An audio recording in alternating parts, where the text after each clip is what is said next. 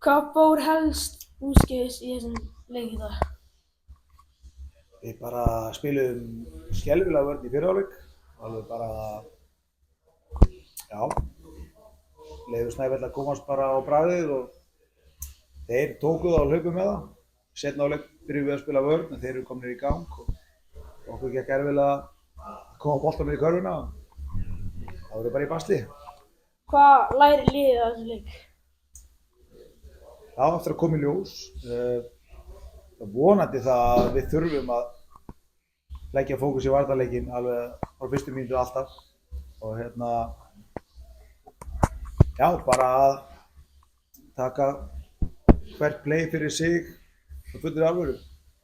Og hvernig ætlar að undirbúa þig fyrir næsta leik?